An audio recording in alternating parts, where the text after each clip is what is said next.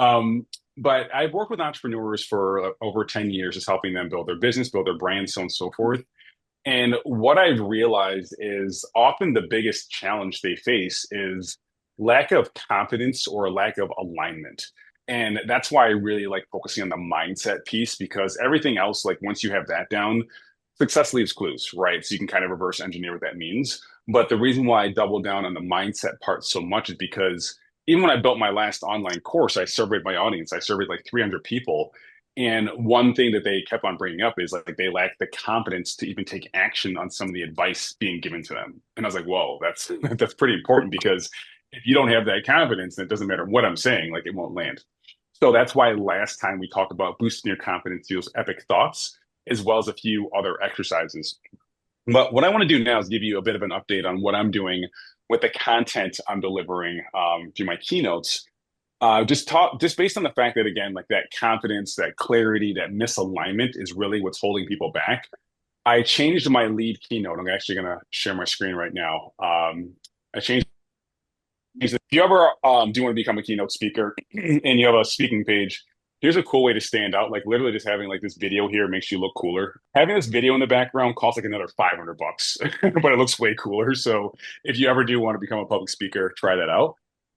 But my new keynote, I just call it this. I call it Comfort Kills Greatness. Stop playing small, embrace the edge, and reinvent yourself in the next 30 days. And it's all based on the fact that yes, comfort kills greatness. And I have this approach where I tell people or I let them know that there are three lies that are killing your greatness and sharing the truths that bring it back.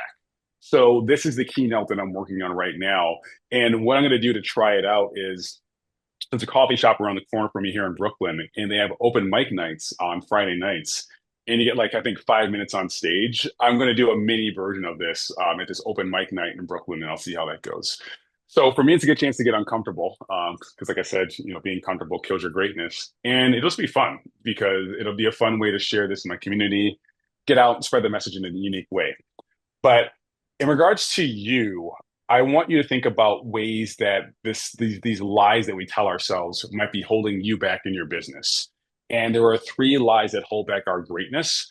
I want to talk about that in regards to your business, but I'm going to share my screen right now. I'm going to show these three lies, and I want you to then say which one do you most identify with in regards to you being held back in your business, like a big decision you want to make, a big offer, or a big partnership, like what is holding you back? So are you saying to yourself, you know what, I just need more time. I want to start that website. I want to get an app. I want to have a new offer. I want to become a new speaker, but gosh, like I just need more time. Just not right now. Like maybe after the summer. Or number two is I need to know exactly how it's going to end. Right? I am not starting this. I am not taking the risk on this until I know exactly how it's going to end. I cannot deal with uncertainty. I have to know 100% if I do this thing, how it will go, right? I can't deal with the uncertainty.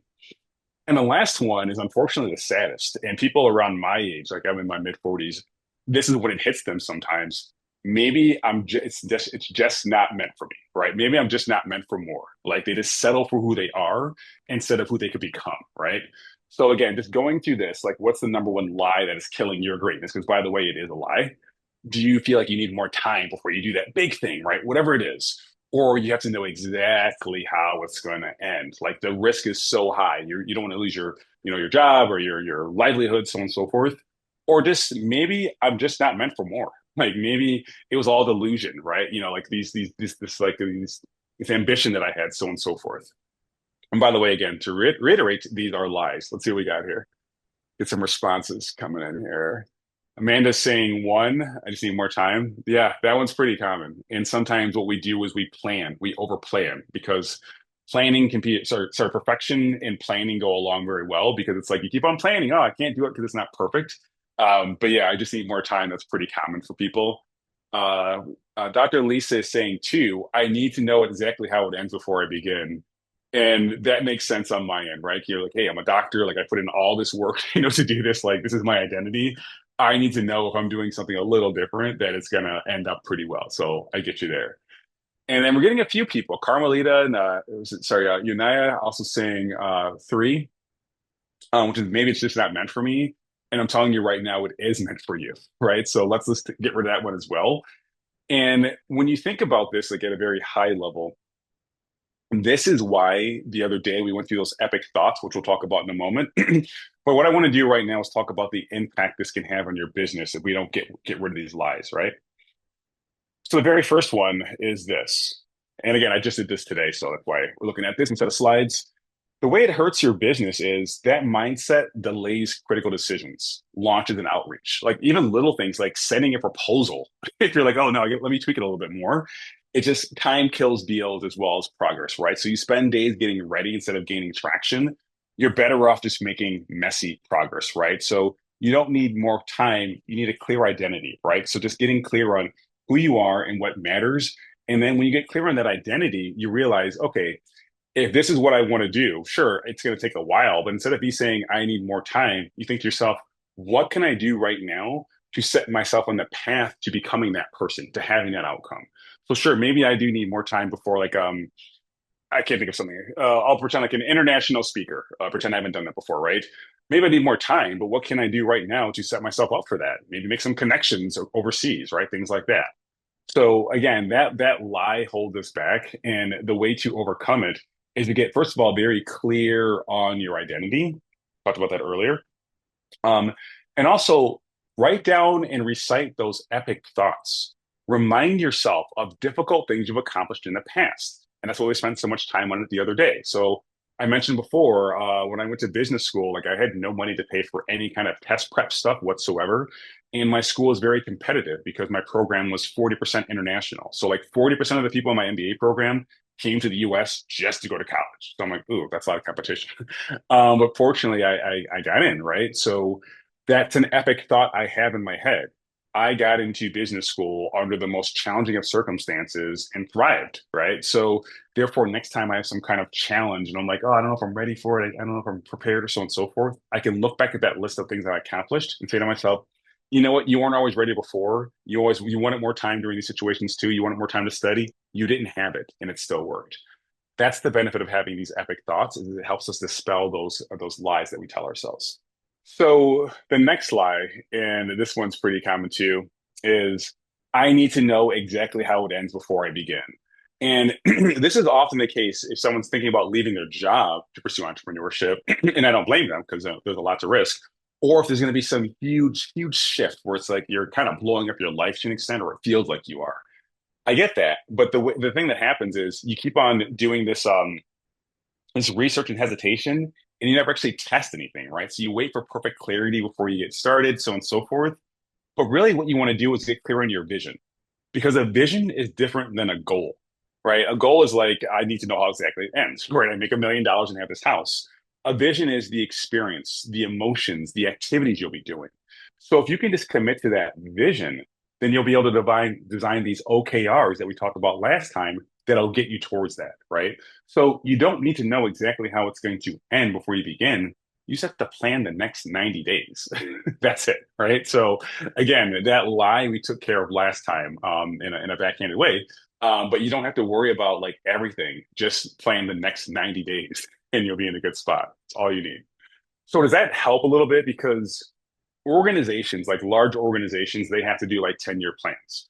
And even smaller businesses should have like two, five, and some 10-year planning, or at least thinking about it. But as a smaller business, we got to be more nimble. So we're really just trying to, yeah, we have an annual plan that we're really looking at, but we're really trying to win these 90-day sprints. Like we're really trying to win these quarters. And that's the benefit of having these OKRs, because you're like, look, I don't know what's going to happen in the future, right? There's like all these escalations overseas. Like there's like all this stuff going on with AI. Like there's a lot of uncertainty. I don't know what's going on right now, but I do know based on the knowledge I have, here's what I should be doing the next 90 days. After that, I'll reassess, right? So every quarter, you should be doing it. Like you probably did this before in a job before. You do what we call a QBR, a quarter business review.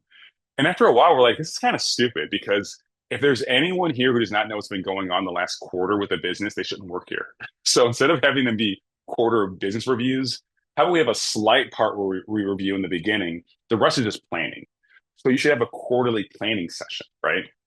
And that where you're going to say, look, here's my goals I had for last quarter. Here's what I accomplished. Based on how things have changed in my business and or in the world, now I'm going to plan the next 90 days. That's all you have to do, is take it 90 days at a time.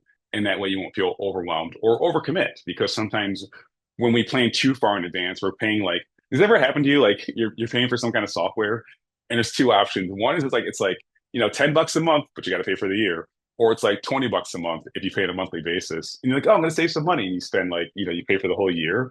Then like some better tool comes out, or it's cheaper, and you're like, that's a sunk cost, right?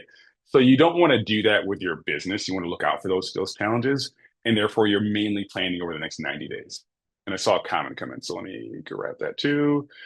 I bounce back and forth between two and then one and then two and then one again. Yeah, let me put those up so we can um, get a clear understanding of that. So the number one is I need to know exactly how it ends before I begin. So I need more time to plan. And then you're like, oh, well, I need more time, but I still don't fit. Yeah, I see what you're saying. Like, there's this loop, but really, like, you just have to make messy progress sometimes. And I'll give you an example. The way that I got my first big client, like 10 years ago, I instead of actually like building a real proposal or like having a lawyer help me, I just Googled something off like the internet, obviously, and that's what I used for my proposal. I was like, here you go. And they were so nice. They accepted it, but they're like, hey, next time, how about you put your name on it instead of someone else's? So I was like, oh shoot, right? But the point is, that was messy, that was sloppy, that was reckless, but it was progress, and I still got the deal, right? So that's when I learned like you have to make messy progress if people want to work with you, if they want to partner with you, they will forgive small mistakes. Or even on your end, like you can't test if something's working if you don't actually take action, right? That's how you get the data needed to make improvements. But if you're still stuck in like planning mode or survival mode, then it's not going to happen. So thanks for your honesty there, because I know a lot of us have that challenge. All right. Sorry, I think another question or thought came in. Helpful, cool, sweet, glad to help. All right. Okay, so like we said, just playing your OKRs. And the third one, the last one is maybe it's like I just not meant for more. And again, my 30-year high school reunion will be next year, actually. I graduated in 1996. And already at the 20 year, some people, so 20 years old, you're only 30, 20, you're only 38 years old. They were already given up. They suffered what's called identity foreclosure. And identity foreclosure is when you decide, like, this is who I am pretty much for the rest of my life. And that often happens with athletes. Like a lot of athletes, you're here, like, hey, I started playing basketball when I was 4 years old, never put the ball down. That can work in some disciplines when you're aligned, and in this case, talented enough to be in the NBA. But unfortunately, as adults, that happens to us when, first of all, we don't even choose the identity, and or we just get this rigidness around our identity that we can't change ourselves. And that's the frustration that I think a lot of people have. Like they're like, they're stuck in this like this golden handcuff sometimes, right? They have a corporate job and they're like, I'm an accountant. I guess I have to be an accountant forever because I got to pay for this house. You know what I mean? So that maybe I'm just not meant for more happens to a lot of people. But with that identity foreclosure, you're not stuck, right? That mindset is not fixed. We used to think it was like years ago, but you can go through an intentional identity shift. And that's what we've been talking about this whole time. And I see my buddy Tone here is also a fellow Generation Xer. Yeah, that was a good time to like be us. Like it was a great time. Like no cell phones, but we still had some access to technology. But with that, let's go into this. So again, the maybe I'm just not meant for more. That belief leads to self-sabotage. You're going to start underpricing. You're not going to necessarily try to be as visible. You're going to settle for these small wins. You can get more. And unfortunately, that's going to erode your confidence, your offers, like everything, right? So the way that you want to counter it is realize that everything you need to be successful is already within you, right? Right. So you don't need proof from others. What you need to do is just start showing up as the person that you need to be in order to accomplish this goal, right? So act as if. So that's when we go back to first of all having your OKRs, like what are you actually doing? But then going in and doing those MITs, those most important tasks every day, right? Going back to that, actually even planning your week, right? So if your goal is to become more and you're saying maybe I'm not just not meant for it, well, are you actually putting in the work to do that? Right? You have to just follow those rituals, follow those systems. And sure, it might take you 2, 3, 4, 5 years, whatever it is, but the path for more is there. You just have to follow that path and actually put in the work, right? So there's this really cool book called The Compound Effect that some of you might have heard of before by Darren Hardy. And he talks about how small, sometimes seemingly insignificant actions can compound over time. into either drastic improvements in your life or drastic, we'll call them like not improvements in your life. And he tells a story about two neighbors. One guy, like he walks around the block like every day for like 30 minutes. The other one doesn't. He's always barbecuing. After 10 years, the guy who walks around the block all the time, he's in great shape and he has a great job. The guy who barbecues is not in great shape and he's miserable with his life, so on and so forth, right? So realizing that the things that we do on a daily basis, that is our lifestyle. And our lifestyle is what leads to our outcomes. So if you're saying maybe I'm just not meant for more, I would say, well, look at your lifestyle and then just redesign those systems, those rituals, those actions to align with it. That's all you have to do. Is it easy? No, but it does actually work. On my end, again, after reading the compound effect, like this is a couple of years ago, I just wanted to lose some weight. And I realized if you want to lose a pound, you need to go into a 3,500 calorie deficit every week. So you have to like be 3,500 calories less than you have normally have per week. That is how you lose a pound. Now at that time, I was like just pigging out on like all this junk food, like ice cream and all this crap, so on and so forth. So I'm like, if I just avoid 3,500 calories per week, I'll lose a pound per week, which is 4 pounds per month. After a year, that's like 50 pounds, right? I did not need to lose that much weight, but I lost 20 pounds in 5 months just by doing that. You know what I mean? So that's the compound effect, right? So on your end, it's easy to see it in your body, not always as easy in your business. But I want to ask what I'm asking you to do is to commit to that, right? So first of all, plan your quarters, right? Those OKRs. Then plan your weeks. You got the sheet last time. And then plan your days, your most important tasks. What are the things you should be doing every day in order to live the lifestyle that leads to you being more? So I want to close it up here and just pause for any questions. Open-ended, it can be about this, can be about the work we've done, it can be about your business in general. But I do want to understand how this was received. So was this helpful? Was this kind of stupid? Do you have questions about it? I will share. Yeah. So I was here last week and I did do the OKRs and I also got help around planning to execute on those OKRs. And Okay. so that was very helpful because I did feel a little bit uncomfortable today when you mentioned the 90-day quarter things, but then I remembered the OKRs and that I have my roadmap. So all of this is that mind work that you mentioned. I have the tools. I really do.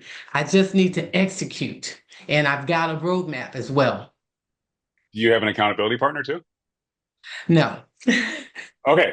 So no, first of all, thank you for even volunteering to speak because like I don't want to sit here and stare at the screen either. But the reason why I'm saying that is you're doing brilliant work. Now, if you're saying the problem is executing, that makes me think accountability. And I've said this, I think, and maybe I said it last time, but if you have an accountability partner and meet with them just once a week, this is according to the American Society of Training and Development, your chance of success goes up by 95%. So what I'm asking you to do is get an accountability partner. And if you do that, that accountability sheet that I gave you guys last time, I can resend it. You two can just share that with each other. Like every Monday, make sure you have it filled out. Every Friday, we'll check in and see how we're doing. But if you just take that one step, like again, like I'm not making this up, like because you're like even if it's not someone who you work for, it's like you have an accountability partner. You have a responsibility. You're gonna feel embarrassed if you show up on Friday with nothing done. So that's the benefit of it. Yeah, Jay, I saw you unmuted. Yes, I didn't want to actually come on, but I also did download this, put it into Chat GPT with focus on what I do for a 90-day plan, a 30-day plan, weekly, and my MITs. And I actually do have an accountability partner. Making sure that we are both accountable on the same day is more of a challenge than actually being accountable to him. But we are definitely moving in that direction, as well as trying to put together a plan. The question that I have, though, I printed it out. I wrote it on my whiteboard because I'm old school and I like to write on the whiteboard to really kind of ingrain doing this. I now have in my plan, in my calendar, every Sunday to take an hour and redo this based on the accomplishments of the last week, what my new goals are, and how I should move forward.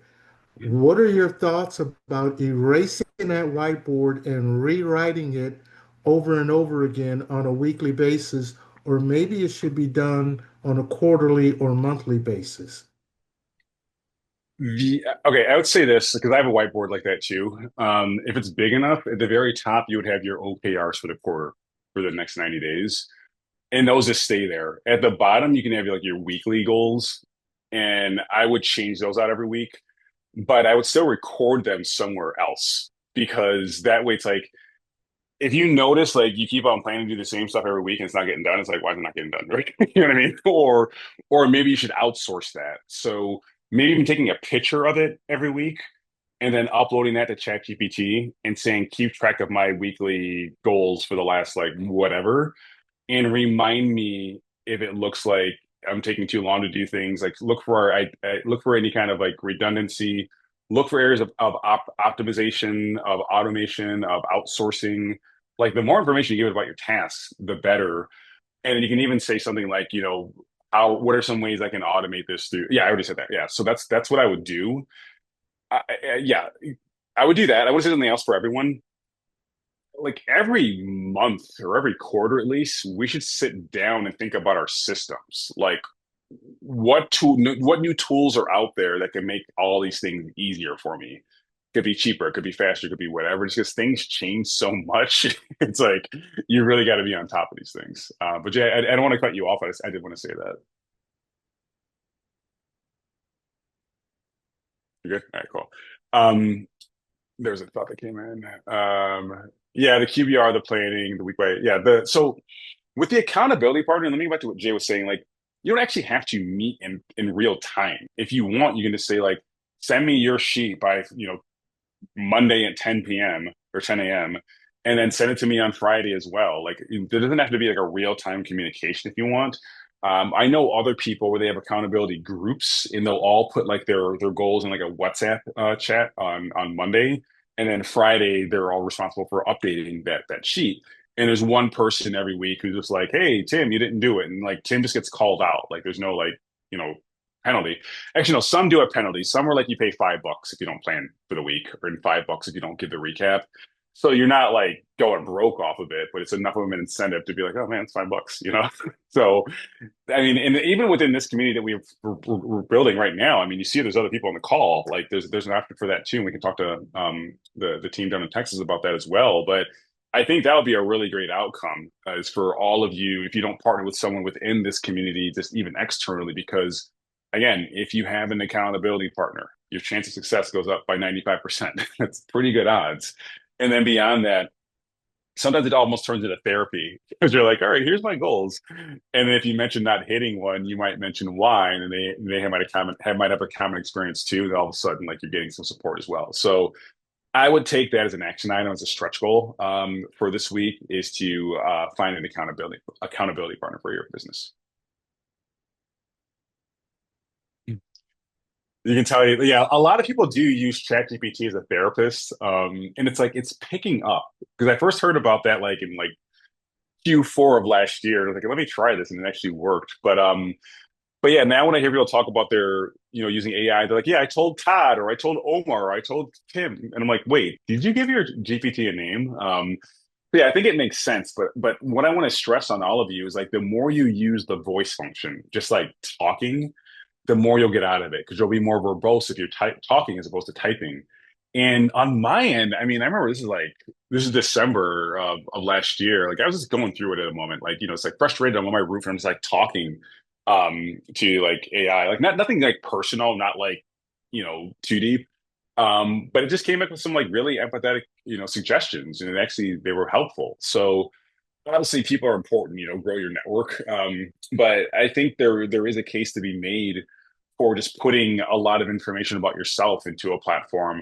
Again, not personal, you're not putting social security numbers in there, and just having like this resource on hand that can always help you out. Like to go a bit deeper, here's what I'm working on with my wife just to scale her time. So what she does, she has a real job. She works for Jack Daniels. But she also does a lot of counseling or in the grief space. So people have lost children or family members. Like my wife does a lot of work around that just because of our experiences. But that said, we have four kids at home, so she's busy. And what we're trying to do is find a way for her to build like an AI agent where people who might be going through some kind of trauma or some kind of grief, instead of reaching out to her directly, which might feel uncomfortable, reaching out to this AI agent that is trained in her tone of voice and also with her methodologies as well. So there's this really cool program that I saw recently called Coachbox, and I'm not telling you to buy it. I'm just telling you what it is. But essentially, what you do is exactly what I just said. What you do is you put all your frameworks, all your methodologies, even like podcast interviews to get your tone of voice into this tool. And as a result of that, it allows you to offer AI coaching experiences to your clients. So I'm going to build this out with her over the weekend. I think it's like I can't remember how much it was. It was like $100 or so a month, so not cheap whatsoever. But what really encouraged me to do it is like this guy Ali Abdal, who's like this big YouTuber. He actually co-signed for it. And I know Ali personally. He does not co-sign for things he does not believe in. So on my end, this is something I'm going to try out as well. But I want to set my wife up first, just because like her work is more important than mine in some cases. Um, but I think we should all think about that for our business too. Like, and maybe that's a prompt you put in to AI. That's what I did. I said, based on what I do, what is something like every consultant should be thinking about to future-proof their business over the next year? And it pretty much just said this. So what I'm asking all of you to consider too is like, how do you future-proof against AI? And again, this is like going off topic, but I think about even my old job that I had at Facebook. I used to be a consultant there.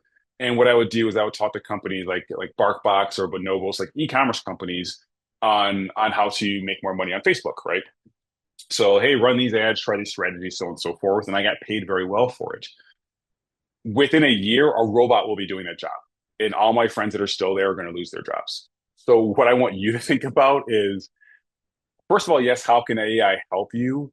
But how can you protect yourself from AI as well? Does that make sense the way I'm saying it? I'm not trying to scare anybody, but like, do you understand what I'm saying? Like, how do you future proof your business? Because if you don't do that, if you're not thinking about it actively, then you could get left behind pretty easily. Like, again, like I was making good money at Facebook as a consultant.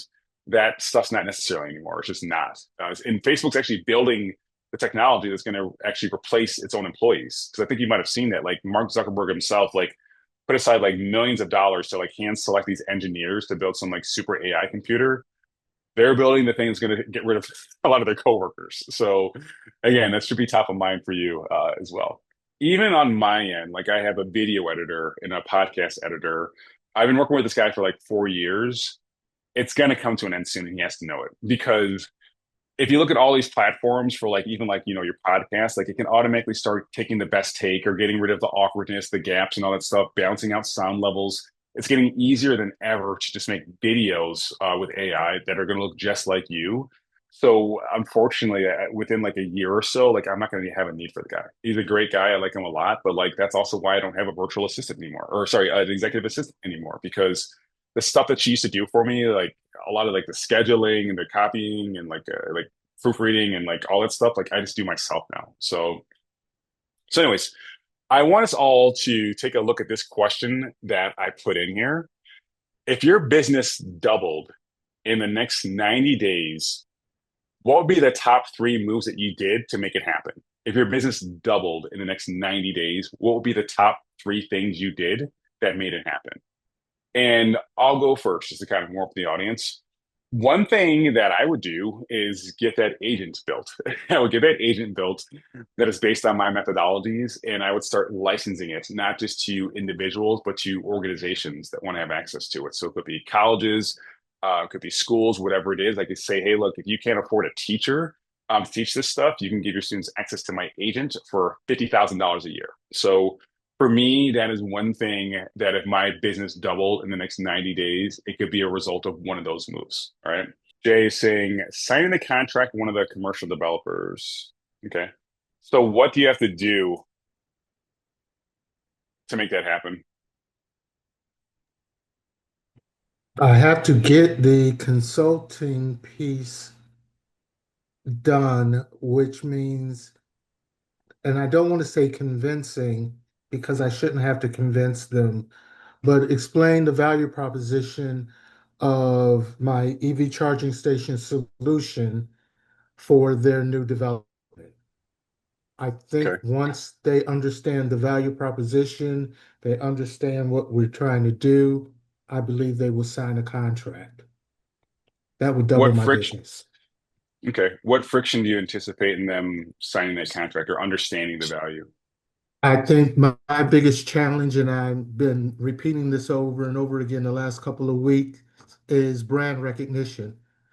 And again, this is one of those fears that I've identified using some of your tools, is I fear that I'm too small and they will take my idea and go to someone that has more presence in the market and the Mhm. industry and present that solution to them so that they'll have a better comfort level. Yeah. Okay. Normally, I would say, well, you don't want to work with someone who would do that anyways, but maybe you have to. So I'm gonna like push that part aside. Um, and you're saying like maybe my brand's not big enough. Well, your brand's not going to get not going to get big enough in the next 90 days to take care of that, right? So we have to just figure out like how do you currently position yourself, sorry, to make your brand feel aligned and like they should work with you. So what I'm saying is like, can we get more testimonials, more third party validation, like more case studies about the impact of your work? That can help with the whole branding part, right? What I'm also interested in exploring is, have you thought about creating a BSL, a video sales letter, to explain the whole process? Because sometimes when we're having a real time conversation, we don't have the cool visuals and all that stuff. But if you had a BSL where it's like, you're on camera and you're like, here's why, and there's like three reasons, like over here on this whiteboard, so on and so forth. Like that might be a more compelling way to get them excited about it. Have you considered any kind of process like that? I had not. I hadn't, and I've done videos before. Mhm. I just never thought about doing it as a sales letter. Yeah. Yeah, let me show you something because that's what I'm getting made for my company right now. And there's this guy, like I'll show you who's doing it. Um, who is he? Not him, not him. Hold on. This guy is so what he does normally is he records video sales letters for people. So he'll be your VSL guy. I'm not saying to do that. But that's what he does. He'll like record your VSL for you. Since he's so good, I'm like, how about this? I'll record it and then you do the editing. I don't want you doing my video. But he'll create a video like this and they'll be your VSL or you do it. And this is how you're selling your service. But what I would also say is like, it doesn't have to look just like his. Again, there could be some graphics, it could be whatever, but you can get that done for less than 300 bucks on Fiverr if you want to do that. Okay, thank you. And I've actually been talking with someone that uh, offered to do some video. I can't think of the term he used. A Um, spokesperson. no, he wasn't a spokesperson, but they do renderings. They will do video renderings, and I think Oh, that would help with this video sales letter, what's a video of rendering though? I don't know what that means. where they do a mock-up of like drone flight around EV Got it. charging Yeah, stations. Yeah, I think that would be really cool. I do too. Yeah. So it's like a movie trailer. Like, you get all excited, you see a trailer, like, bam, bam, wow, that blew up, blah, blah, blah. Like, that's how you want people to feel about this too. So it's like, have some like, high energy music, like, this is the wave of the future, so on and so forth. I think this can come out very well. And like I said, like the way things are now with technology, like that can be done at a very low cost. It's like 500 bucks to have, or less to have a cool looking video with freaking, nice special effects and everything. And then that's you showing your brand. You know what I mean? And then saying like the credibility. I've done this, that, and that. I think that alone will take care of it. Because like I said, you're not going to build your brand in the next 90 days enough to really make up for this in your perception at least. But you can show what you've already done. You don't have to build anything else. You've already built a lot. So you just have to highlight it in a different way, is what I would say. Again, if you were going to double your business in the next 90 days, marketing, confidence, and selling. Okay, so if that's the case, marketing and selling, we talked about that to an extent, but like, do you have a plan? Is that baked into your OKRs? And the confidence part, like, that's tough. You know what I mean? That's tough. That gets pretty deep, but it's like, you have to go back to those epic thoughts. And that's always gonna be my cop out. Like, go back to other times when maybe you weren't as confident or had to be confident and realize that if you can't be confident, because confidence comes from past experiences, you can't fake it, you can at least be courageous, right? So confidence is like, oh, I know I got this because I've done it before. Courageous is like, you know what? I've never done this, but I'm just gonna go for it. And that's what you have to have sometimes when you don't have that past experience to lean on. Can I take a stab at this one? You absolutely can, yeah. Okay, so part of my OKR is to launch my train the trainer. Hmm. And that is at the individual level. But one of the objectives that I have is to sell corporate cohorts. And so I'm thinking that what I would need to do, a move that I would need to do is to get some, as you mentioned earlier, some testimonials from from participants that felt that this was helpful, Hmm. create some sort of assets to then do some marketing outreach. Because I'm at the point now where I know I want to secure the contracts, but I really don't the corporate contracts, but I really don't know what to do. So I'm kind of like brainstorming what I could do to then get to that level. Give me an idea of the contract value. Is it like 25K, 100K, 250, 10K? Like, what is it roughly? What do you mean?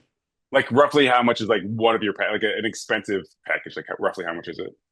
So it would be so for a corporate contract, let's just say it would be 10,000 unit price. Okay. What I would first do, well, not first, one thing I would definitely do is set up a referral program where you're going to reach out to people who have access to your audience and then say, hey, look, here's this service I have. If you feel comfortable spreading the word about it and someone signs on, you'll get like a 10% revenue share. So on my end, like I do coaching and let's pretend I charge like $100 for a session. I let people in my network know. The point is to start a referral program. So you reach out to people and say, "Hey, look, I have this service that helps this audience. If you know anyone who could use my service, please make an introduction. If they say yes, I will give you money." Does that make sense? Have you done anything like that before? Haven't that does make sense. Please, everyone, then like you gotta consider this because I know plenty of people that own like agencies or other companies like of that nature, and it's all mostly referral driven, right? And they're like, hey, we'll pay 10, 15% as a kickback. We don't care because, it's better than us going out and trying to chase that business. So on your end, what I would do is I would again go to AI and say, here's what I do, here's my offer. Help me set up a referral program, and also help me identify people to reach out to in regards to this offer, so I can get more traction. And just remind me what your offer is again one more time. So my offer is train the trainer, Okay, train the essentially. train. At Hmm. where though? At hospitals? No, no, no. At corporate Oh, individuals. Remember, I'm a PhD, not a doctor. Doctor. I know that. I knew that. But okay. So the thing is, you're wearing a white like blazer, so it Yeah. looks like a Sorry. doctor. It looks like a doctor's thing. Anyways. So yeah, what I would do is like reach out to people in your network who might have connections at companies that need your help. And it's real easy because you're saying, look, I'm trying to pay you. You know what I mean? Like I have this service, this program. If you can help me spread the word about it, I will give you money. And even people you don't know, it could be like, maybe if these are corporations, maybe they order some kind of software, right? Like, I don't know, like um Salesforce, whatever it is. I'm making this up. And this will be a stretch of reaching out to Salesforce and saying, by the way, I have some kind of referral program. If your clients also need training, I would love to train them, so on and so forth. Does that make sense? I know I'm jumbling it a little bit, but like set up a No. referral program. Okay. Yeah. No, because Okay. I was going to ask you, am I going to always do monetary, but I don't have to. I can do service as Yeah. a okay. Yeah. Yeah. let me share something else, and this is off topic, but I'll make it go back on topic. Sometimes we need help from our friends, from our family, from our network, and we don't really reach out because we're like, oh, I've not talked to that person in months or years, or like, like I'm just always asking for something, or like, so and so forth. I feel awkward, and it sucks, right? So what I'm going to start doing is every quarter, I'm going to send out an update on my life to my personal network. And some of them might be professional, business partners or it could be potential partners as well. But it'll be on three things, like what's going on with me personally, professionally, and physically. So personally, hey, it's the summertime, looking forward to hanging out with the kids. Physically, I'm training for this race, and professionally, here's what I'm doing. And it'll have one section at the end that says like, here's where I could use your help. And then of course, like, please reply and let me know I can help you too. Going forward, I'm going to do that every quarter just so I stay top of mind on my network. And it'll probably only be like 200 people or so, I'm thinking right now, but that'll grow. And then every quarter, when I send out that newsletter, I can look forward to getting responses, like just getting an update from my network, first of all, like, how can I help you? And then second of all, if I say, oh, by the way, I have this new speaking topic, or I have this new AI agent, or I have this nonprofit that I'm supporting, I don't feel weird about bringing it up because I'm staying in contact throughout the year. So if you want, you can all start that this week. It's a good way to get some leads coming in for your business too, because you can say, oh, I'm doing it every quarter. So like this is like the end of the quarter, end of June right now. So if you want, get started with that right now. And it's going to be a really good excuse to say, by the way, in case you didn't know, I have this company where I do this. And if you know anyone who could use my help, I would love an introduction. So how does that feel? Because I know Dr. Lisi, you said you're down. Is anyone else open to doing this? Because I know I'm going to. It feels so easy, and I'm also just looking forward to hearing from my network as well. That's going to be very beneficial, and I think one reason why you'll stand out so much from that is because often the conversation we have is very transactional, right? Even if you do talk to your friends or family, it's like a text real quick or quick email. So just being that, let's say, clear on what's going on and giving that much knowledge, I think it'll be a lot of fun. So with that, that's what I wanted to present. We still have like 5 more minutes left though, if you want to talk. And what I did, like just for fun, is the question I asked all of you. I also put that on LinkedIn to see if anybody would engage with it. So far, I got 2 likes. We'll see, but we'll see. I don't know. What I do want to say is this: please do strongly consider getting an accountability partner. It's the easiest thing you can do to take action. It's going to be hard when you're actually doing it because you're accountable. But that alone, like I said before, will give you a 95% bump. It'll increase your chance of success by 95%. So you should do that. And then beyond that, just reach out to your network. You know what I mean? Just sit down over the weekend and just write a newsletter to your network and say, hey, here's what's going on with me. I would love to hear what's going on with you. And I think, honestly, given the way things are going in the world right now, that would be very, very well received, right? So you can be that hero, that good news people are getting out of the blue that might make their weekend. So strongly consider trying that out as well. But with that, if we don't have any more questions, I'm gonna go. I'm gonna go check on my kids who hopefully are in bed by now. But I do appreciate this. Thanks for putting in the work. Thanks for sharing the outcomes of your work as well. But everyone, enjoy the rest of your evening, and I look forward to chatting with you next time. So I'll see you. Take care.